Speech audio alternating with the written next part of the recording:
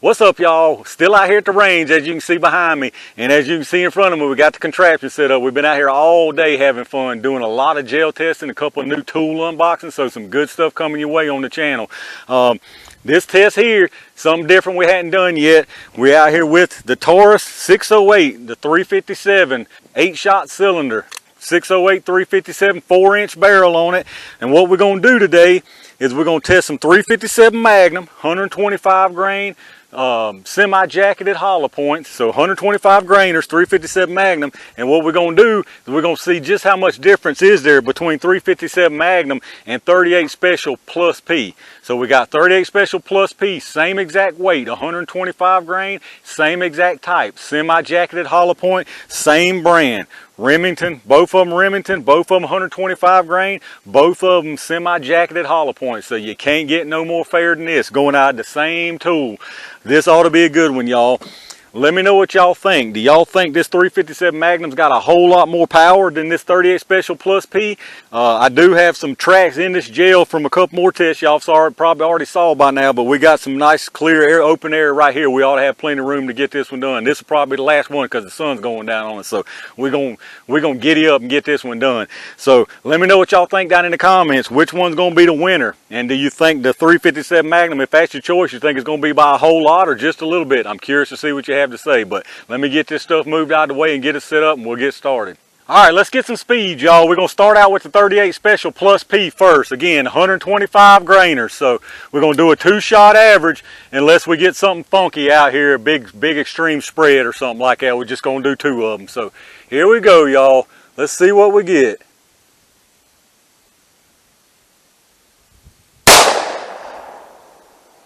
.927.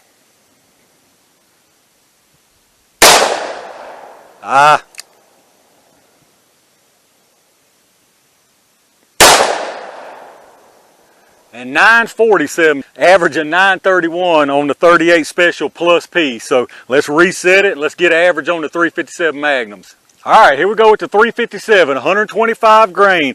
Be honest with you, I expected a little more speed out of those 38 Special Plus Ps. So these 357s might get it by right much, but let's see what we get, y'all.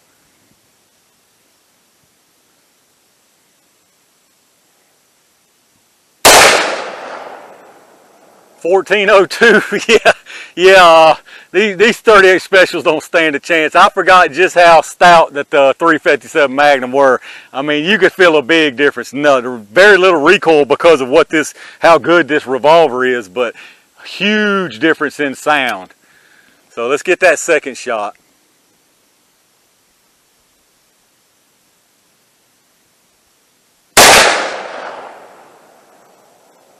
Duplicate 1402. Think that's an error, but let's take a third one anyway, just to be sure.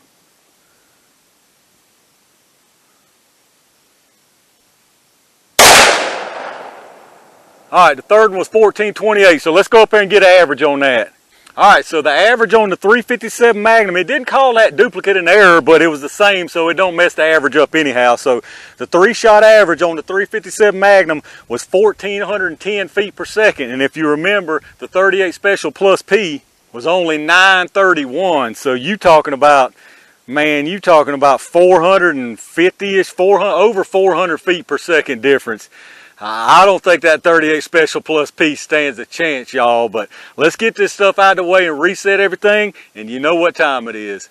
All right, y'all, it's the best time of the day, jelly time.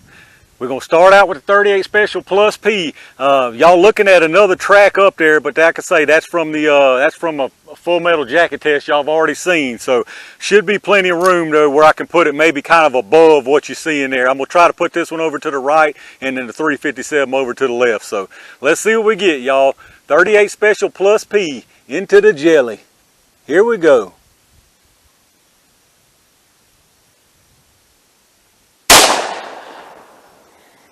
Went a little bit more left than I wanted, but still plenty of room. Let's see what we got down there.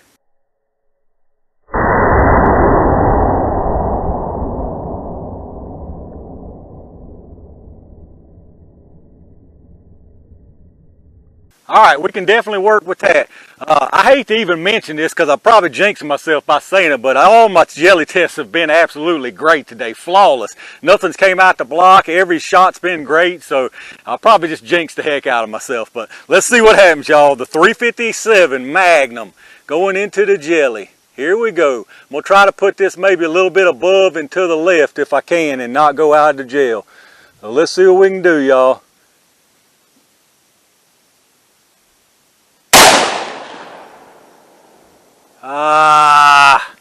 Did I jinx myself? Did that just go out to the left? Let's go see what happened.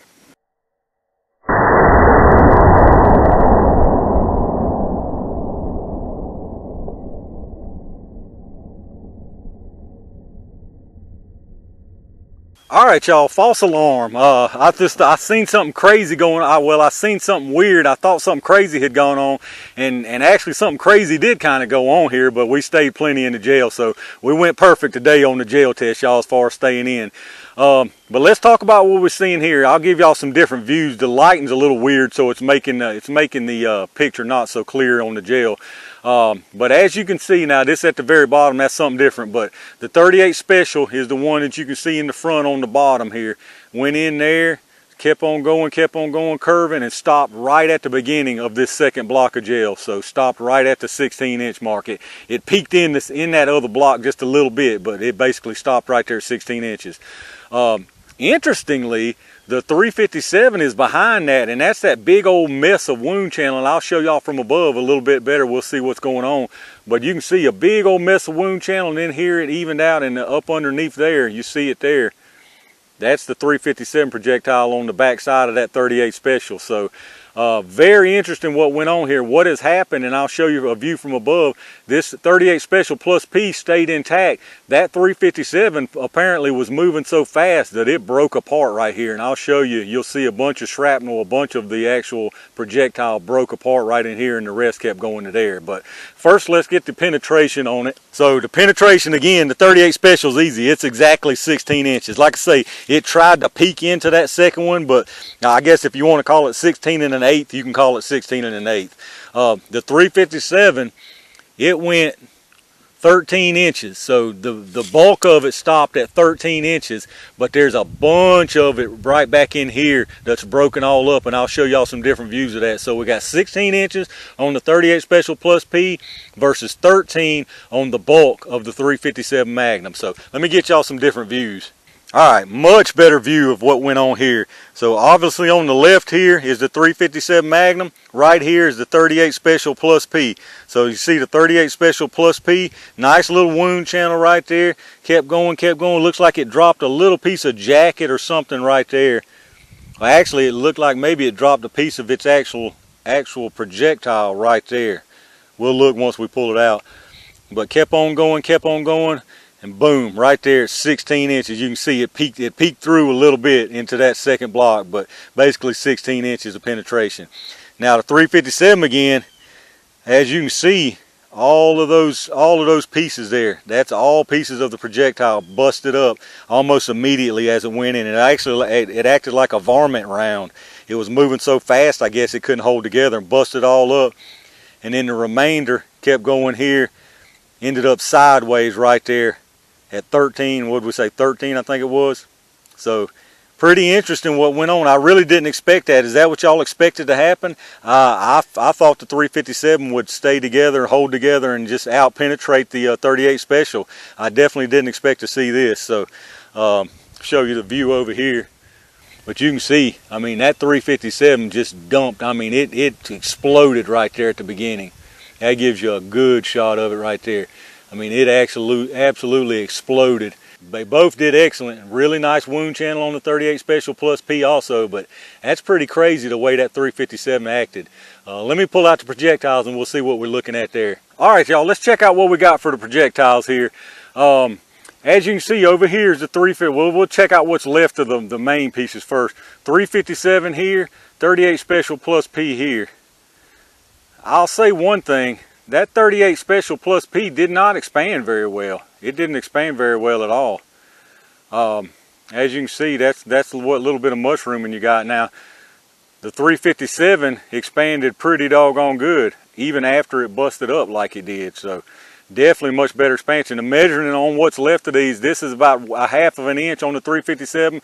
This, if you measure the big part, is close to 1/2. If you measure it crossways like this, it's more like 3/8. So definitely bigger on the 357.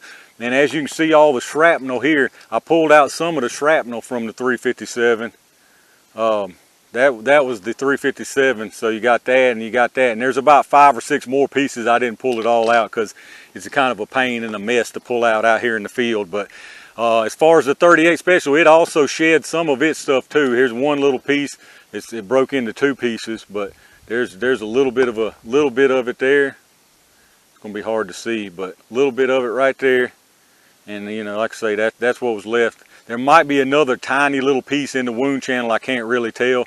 But again, the 357, I mean, it absolutely exploded. You can see what's left of it. And like I say, there's about 5 or 6 more pieces like this still in there. So big difference in how these things acted. Again, I'm not impressed at all with the expansion on this 38 Special Plus P. The 357, it was pretty nasty. What do y'all think caused that explosion? Was it just moving so fast it just couldn't hold itself together? Be interested to hear what y'all's thoughts are on this. As far as which one I would use, I don't think there's a whole lot of guessing on that. That 357, I think I would definitely have to go with that for sure. But let me know what y'all think down in the comments. All right, y'all, another jelly test bites the dust. This one was another interesting. It was very unexpected results. I really like these jelly tests that we do, that at least to me, they come up unexpected. Not what I expected to see at all out of this. Like I say, I basically just expected this 357 to just straight up out penetrate and expand like crazy and just act like a regular hollow point, expand and get a nice bunch of penetration, more than this 38 Special Plus P, and that definitely wasn't what we saw here. The 38 Special Plus P got more penetration, but to me, that was really poor expansion on that thing. I would say that's very, very poor expansion on that. Now granted, it did bust off a couple little pieces, but that 357 basically exploded into the gel and still got decent penetration out of it. And I'm very curious, what do y'all think caused that? Was it that speed, you know, was over 1,400 feet per second what we clocked it at? So you think the speed just broke that round up and then whatever was left kept on going? I'm guessing that's what caused that. Like I say, that's definitely not what I expected to see. Did y'all expect to see that, or were you expecting it to just act like a regular hollow point? Let me know down in the comments. I'll be curious to see what y'all thought about this. But like I say, another interesting test. I really like these that come out unexpected like this. So if y'all enjoyed the video, make sure you hit that thumbs up. Make sure you hit that subscribe button down below, because we do interesting stuff like this all the time. If you're new to the channel, check out some of my older stuff. If y'all long time people, y'all know we get out here and we do this jelly stuff all the time, and it's really interesting, some of the results on this. So make sure you hit that subscribe button so you can keep track of the channel, and when I upload new stuff, it'll pop up for you. You can check it out. Check my Amazon affiliate storefront link down in the description of the video. Like I always ask you, I know I sound like a broken record on it, but it don't cost you an extra penny whatsoever. If you shop through Amazon anyway, hit that link up first, and then you can go right through the regular site just like you always do if you're shopping from Amazon. Don't cost you anything extra, don't take any extra time, but we do get a kickback from Amazon for anything you buy through Amazon after you go through that first affiliate link. So that helps out the channel a little bit, and I very much appreciate that. Appreciate all my Range Gang members who reach down and hit that join button like I always tell you. That helps the channel as well, and I really, really thank y'all for that. Appreciate each and every single one of y'all who watches these videos, who hits that thumbs up, who subscribes to the channel. That helps the channel grow and helps it out more than you can imagine. I really do appreciate y'all for that. So make sure, again, you leave me some comments down below. I'm interested to see what y'all's opinion on this and what you thought caused what we saw here today. But again, a lot more stuff coming y'all's way, a lot more stuff made already. So stay tuned for that. And in the meantime, stay safe, stay prepared, and I'll see you soon.